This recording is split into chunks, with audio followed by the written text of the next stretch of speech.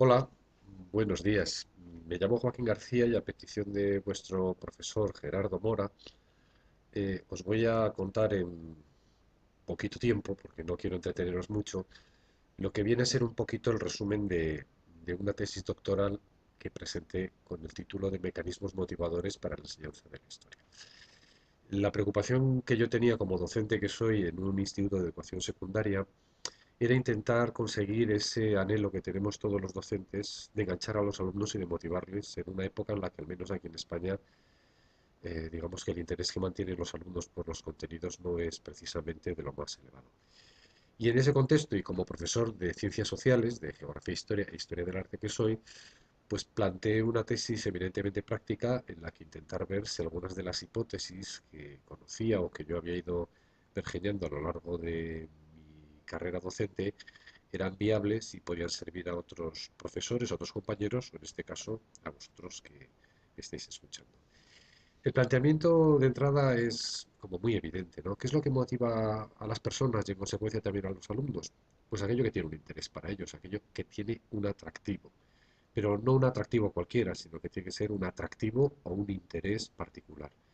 Y para que algo en definitiva tenga ese interés o ese atractivo, lo que tiene que tener es un valor. Es decir, que aquello que se les proponga a los chicos estudiar tenga un valor que en la medida de lo posible sea algo más que un valor genérico, un valor que reconozcamos los profesores, sino que además pueda tener un valor personal para los estudiantes. Esto en principio no es fácil porque no podemos optar porque los alumnos estudien solo lo que a ellos les interesa, lo que para ellos tiene valor, sino que tenemos que intentar que todos los contenidos que no tienen un interés para ellos acaben obteniéndolo de alguna manera. ¿Cómo lo planteé para conseguirlo así? Pues recurriendo a dos, digamos, dimensiones de valor, lo que yo he denominado el valor intrínseco y el valor extrínseco. El valor intrínseco es el que en sí mismo tienen los aprendizajes, pero también es el que está asociado a la actitud que tenemos los propios profesores hacia nuestro quehacer docente. Una actitud que se apoya en dos pilares. Por una parte, el hecho demostrado científicamente de que los alumnos son más obedientes respecto a nuestras intenciones de lo que nosotros queremos, es lo que se conoce como el teorema o el planteamiento de Milgram, del profesor Milgram, que lo que nos indica es que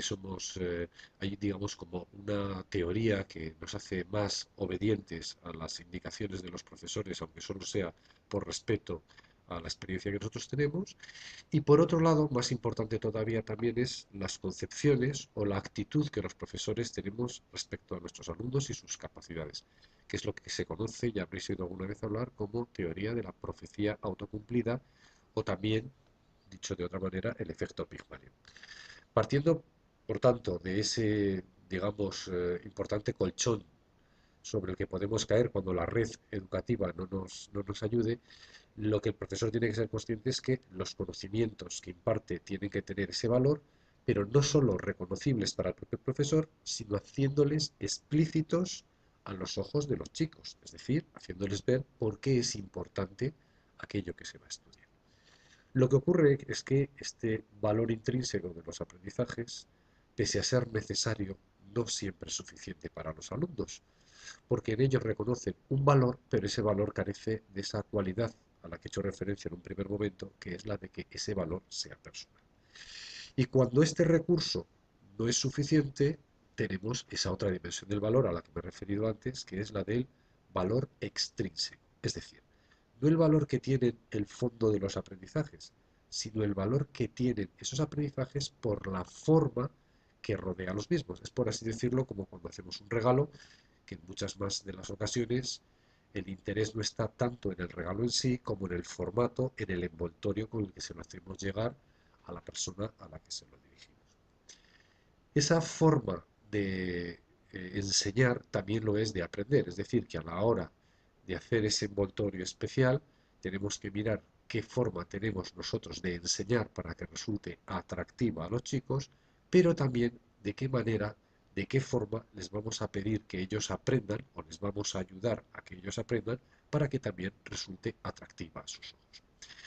Empezando por esta segunda, la forma de aprender, Realmente las teorías psicopedagógicas ya nos dicen que uno de esos recursos, o una de esas teorías, mejor dicho, que gozan de no mucho prestigio en España, pero que han dado muy buen resultado, es el del aprendizaje significativo. Es decir, cuando los aprendizajes no solo tienen un sentido, un valor intrínseco, sino que también tienen sentido porque les resultan atractivos a los chicos desde el punto de vista intelectual. Es decir, que no les resultan difíciles, sino que tienen, digámoslo así, una posibilidad de ser aprendidos por los chicos sin la excesiva dificultad, o si se prefiere, facilitando el aprendizaje de los mismos. En ese aprendizaje, digamos que hay algunos resortes que siempre nos ayudan a los profesores con independencia de la asignatura que sea, pero que son perfectamente aplicables a las ciencias sociales. Uno de ellos, lo que hemos dicho anteriormente, hacerles ver el valor que tiene el aprendizaje que les estamos planteando, no solo en sí mismo, sino de cara a su vida profesional, cuando en algún momento tengan que asumir esa etapa de su vida. También el hecho de organizar de una manera coherente, con una lógica interna, lo que se llama la significatividad lógica, los aprendizajes, es decir, que haya un suficiente hilo conductor como para que los chicos no se pierdan y vayan viendo los distintos pasos que vamos dando en clase y así ellos puedan integrarlos en su estructura de aprendizaje de una manera más sencilla, más fácil, o si se prefiere, como he dicho antes, menos complicada. Y otro resorte, otro recurso muy importante es el de la visualización, el de hacer tangibles los aprendizajes, sobre todo cuando estamos en ese momento en el que hay un tránsito entre lo que es el aprendizaje concreto frente a lo que luego en el tiempo nosotros como adultos ya desarrollamos y denominamos aprendizaje abstracto. Ese aprendizaje abstracto no siempre es fácil de asumir por los alumnos, sobre todo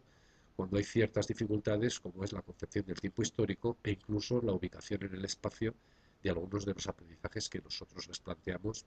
y en los que hay implicaciones geográficas. De manera que por esa parte, en cuanto a la forma de aprender, lo que se tiene que intentar es proporcionar a los chicos la posibilidad de que ese aprendizaje sea asequible a sus posibilidades. Digamos que eso es un recurso, por así decirlo, más técnico y que nos viene dando también a los profesores la experiencia que de tipo, digamos, intelectual, en el que no hay una aportación a lo mejor excesivamente importante por parte del profesor, más allá de conocer estos planteamientos y ponerles en práctica. El meollo de la tesis está más bien en esa otra dimensión de la forma, no la de aprender, sino la forma de enseñar del profesor. Y en ese sentido, a lo que yo le he intentado dar mucha importancia no es al aprendizaje comprensivo al que hacía referencia en la forma de aprender, sino al aprendizaje activo en relación con lo que he dicho anteriormente, y es que los chicos tienen que implicarse en el aprendizaje y se les tiene que proporcionar, por así decirlo, el suficiente protagonismo como para que ellos se sientan responsables del aprendizaje que están haciendo e interesarse por lo que están haciendo, a lo mejor no tanto por lo que están aprendiendo, pero sí por la forma de aprender. Y aquí el resorte que yo he utilizado es lo que denomino las cosas raras. Utilizar cosas raras porque está demostrado que lo raro siempre despierta la curiosidad de las personas. Y en la medida en que las personas somos seres curiosos, aquello que despierta nuestra curiosidad adquiere un valor que a lo mejor no es en sí mismo por el interés que tiene, pero sí por la intriga, la incógnita, el conflicto que nos puede generar respecto a los aprendizajes que tenemos anteriormente. De manera que lo que hago es rodear a aquellos aprendizajes que oficialmente me toca impartir de algún matiz que los haga intrigantes o que generen, como he dicho anteriormente, un conflicto respecto a las ideas que ellos tienen y sobre todo planteándoles retos en los que los chicos lo que tienen que hacer es ponerse a prueba más allá de por lo que tienen que aprender, por la posibilidad que tienen de desvelar ese reto que les planteo en forma de enigma, en forma de intriga, en forma de conflicto. Los retos, en consecuencia, son para mí un elemento fundamental porque permite despertar esa curiosidad,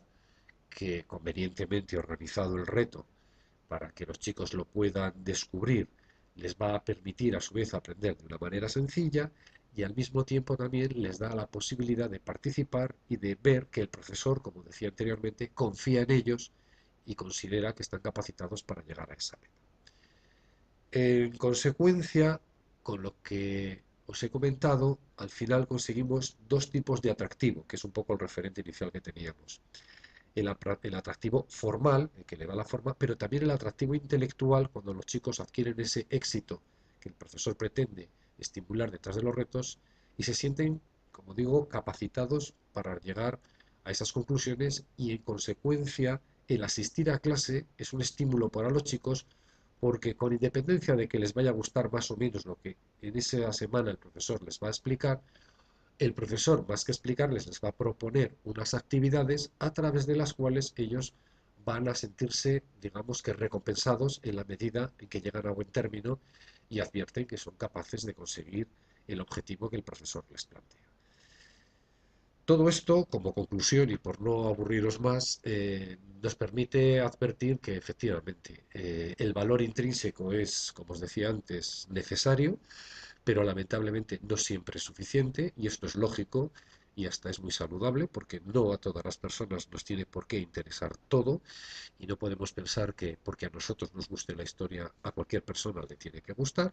y en consecuencia es necesario complementar ese valor intrínseco con el valor extrínseco que le dan los elementos formales a los que he venido haciendo referencia. Y dentro de ellos, insisto mucho,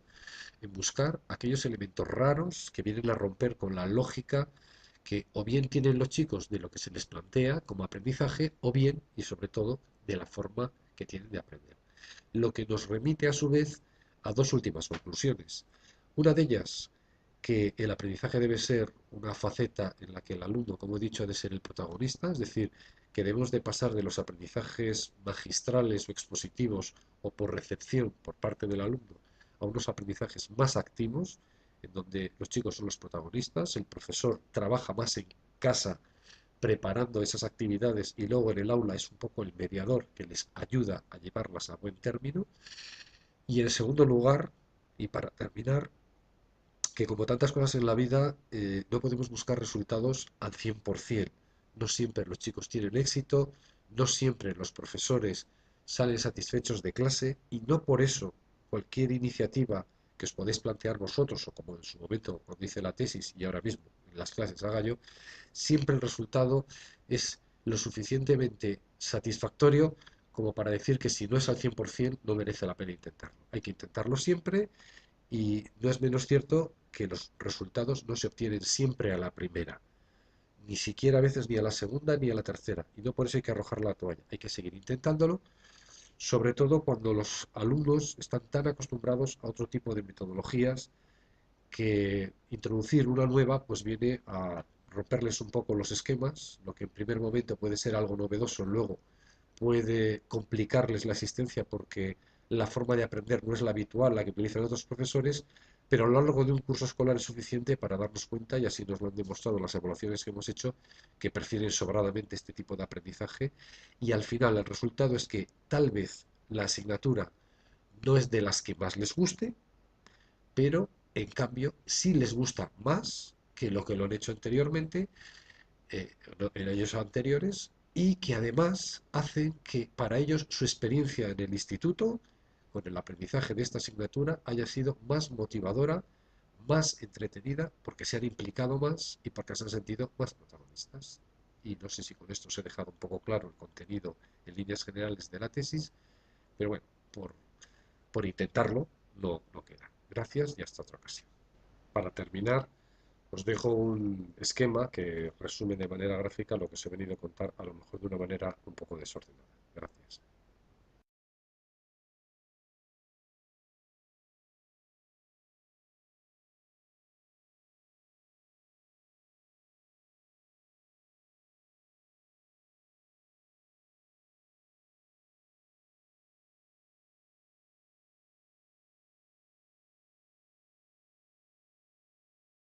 Hola, buenos días. Me llamo Joaquín García y a petición de vuestro profesor Gerardo Mora, os voy a contar en poquito tiempo, porque no quiero entreteneros mucho, lo que viene a ser un poquito el resumen de una tesis doctoral que presenté con el título de Mecanismos motivadores para la enseñanza de la historia. La preocupación que yo tenía como docente que soy en un instituto de educación que conocía o que yo había ido pergeñando a lo largo de mi carrera docente eran viables y podían servir a otros profesores, a otros compañeros, o en este caso a vosotros que estáis escuchando. El planteamiento de entrada es como muy evidente, ¿no? ¿Qué es lo que motiva a las personas y en consecuencia también a los alumnos? Pues aquello que tiene un interés para ellos, aquello que tiene un atractivo, pero no un atractivo cualquiera, sino que tiene, no podemos optar porque los alumnos estudien solo lo que a ellos les interesa, lo que para ellos tiene valor, sino que tenemos que intentar que todos los contenidos que no tienen un interés para ellos acaben obteniéndolo de alguna manera. ¿Cómo lo planteé para conseguirlo así? Pues recurriendo a dos, digamos, dimensiones de valor. Lo que yo denominaría era intentar conseguir ese anhelo que tenemos todos los docentes de enganchar a los alumnos y de motivarles en una época en la que, al menos aquí en España, digamos que el interés que mantienen los alumnos por los contenidos no es precisamente de lo más elevado. Y en ese contexto, y como profesor de ciencias sociales, de geografía e historia del arte que soy, pues planteé una tesis eminentemente práctica en la que intentar ver si algunas de las hipótesis que ser un atractivo o un interés particular. Y para que algo en definitiva tenga ese interés o ese atractivo, lo que tiene que tener es un valor. Es decir, que aquello que se les proponga a los chicos estudiar tenga un valor que en la medida de lo posible sea algo más que un valor genérico, un valor que reconozcamos los profesores, sino que además pueda tener un valor personal para los estudiantes. Esto en principio no es fácil porque